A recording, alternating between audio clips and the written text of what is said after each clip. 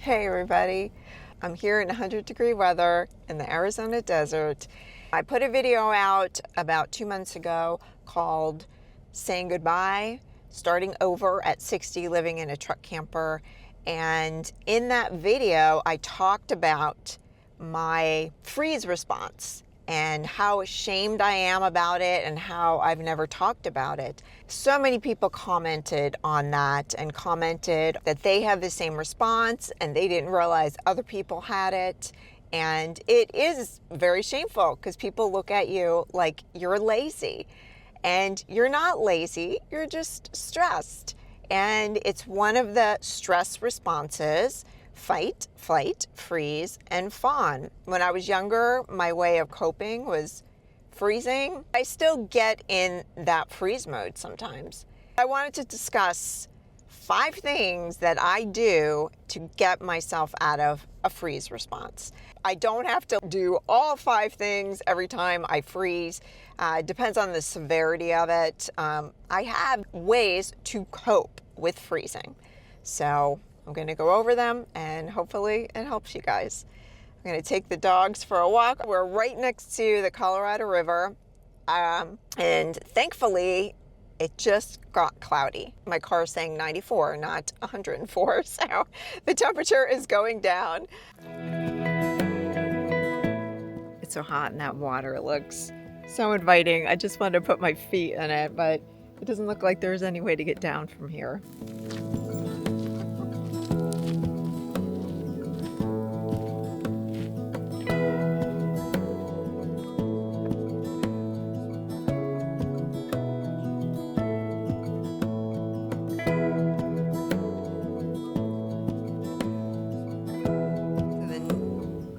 Number one thing to do is to be kind to yourself. Oftentimes when I'm frozen and I'm in my bed, I don't want to get up, I start berating myself.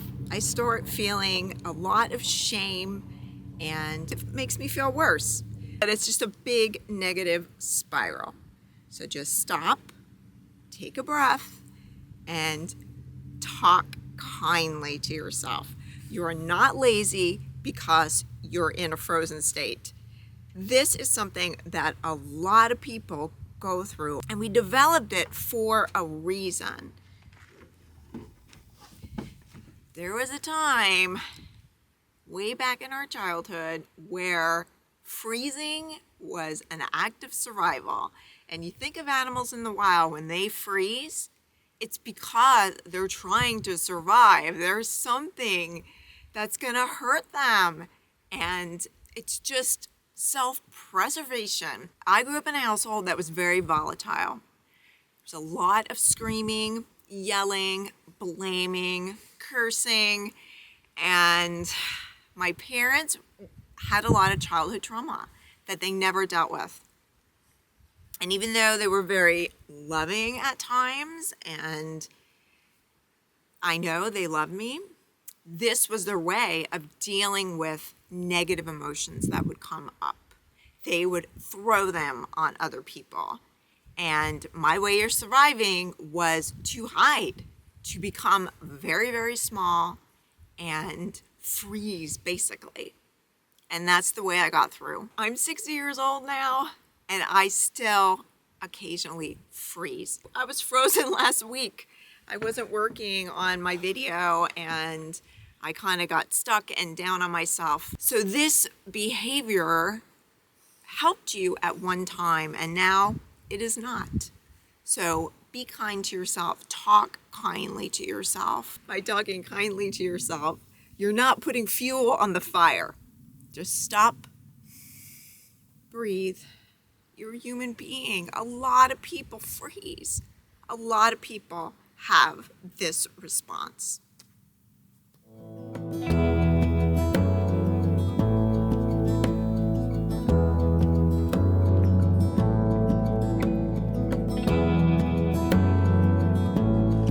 So another thing you can do to get out of this freeze loop is to do something super, super tiny. Like if I'm under the covers, maybe it's just taking the covers off my head. If I'm laying down, maybe it's just sitting up and then celebrating that, like really celebrating that. Like putting your hands up in the air and be like, I did it! It sounds ridiculous, but it gets you out of that negative mindset. It starts having you think about the positive things that you've done in your life. And you've done a lot of positive things. You had immense successes and achievements. And oftentimes we think of our failures, our perceived failures, and the things that didn't work out. And that's what sticks with us. So celebrating yourself, doing something small, gives you that little boost and puts you in a more positive loop instead of getting stuck in the negative loop. And then you can do something else. You can take another little step. Maybe you can even get out of bed. Maybe you can go make a cup of coffee and celebrate it. Yay! Because that little celebration, it makes me laugh. It's kind of silly, but it takes me out of that negative spiral, and it'll help you. Rich Roll, he's a podcaster, he's an athlete. He says mood follows action, and I find that all the time. When I'm frozen, when I take that little tiny action, my mood starts getting better, and I start getting out of that frozen state. Mood follows action. Thanks, Rich.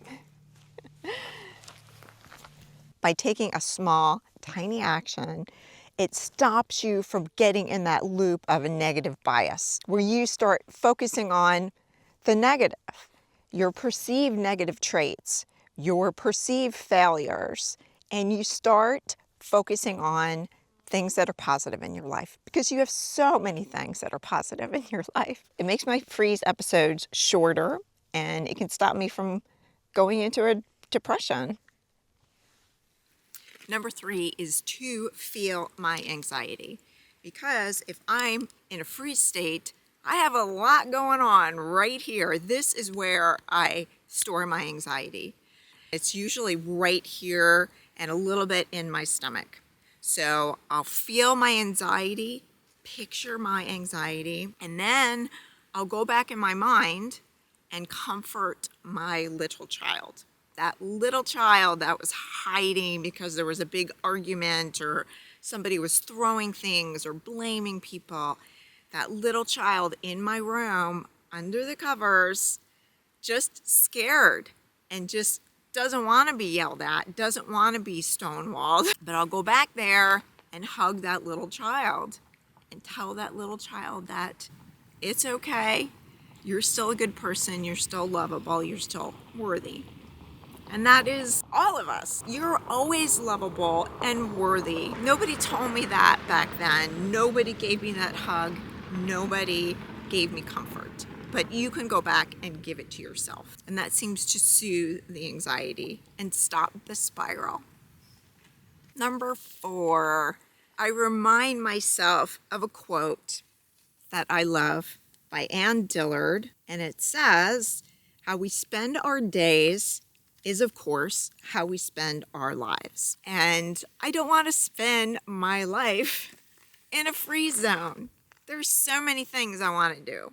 There's so many things that I'm passionate about. And I remind myself of that quote without berating myself, and I'll give myself a hug because it feels good. It releases oxytocin. It promotes self-compassion. It starts relieving your stress and anxiety. Just hug yourself and say, it's okay. It'll be okay. And how you spend your day is how you spend your life. I don't want to spend my life frozen. Number 5 is I'll say to myself, what would your higher self do? Now, your higher self is your most wisest, authentic, loving self. My higher self would be getting up. My higher self would be creating. My higher self might be hiking.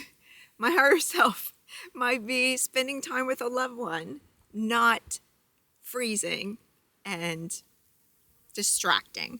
Distracting. That's another thing I do when I freeze. I distract. I watch mindless things for hours. And my higher self doesn't want to spend their life freezing and distracting. I'll say to myself after I answer that question, then do that. Don't think, just get up and do it. And that's the important thing. I can't stop and think about it. I have to get up and do it. Mo Robbins has the 5, 4, 3, 2, 1. She says you count down 5, 4, 3, 2, 1, and then you just do it. So sometimes I say 5, 4, 3, 2, 1. Sometimes I just say, then do it. And don't think, just do. And then it goes back to number 2, which is mood follows action. So I'm taking action.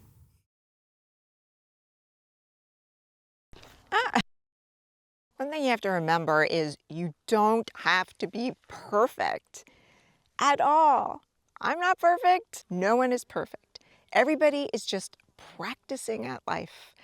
And oftentimes we see people who have lost weight, have gotten over their anxiety, have had successful relationships, and we have this perception that everything is fine in their life. You know, people who have made a lot of money are very successful, that they are happy and everything is fine and they never have to think about this again. That's not true, because we're all practicing. And I've been on a personal growth journey since I was a teenager, and I still have setbacks, and that's okay. Just give yourself grace, give yourself love, and do the tiny, tiny little steps. Do something. Celebrate yourself. Hug yourself. Go back to your inner child. Whatever it is for you. And those 5 things, I don't do them in order or any kind of progression. It depends on my freeze. If it's a tiny freeze, maybe just doing something small gets me out of it. If I'm on a bigger hole, maybe I have to do a couple of the other things. But it's okay. We're all learning, we're all growing, we're all human. So I hope this helps somebody. I'm sending everybody love, and be kind, especially to yourself. And I'll see you on the next one. Here comes a car. Come on, honeys. Here comes a car.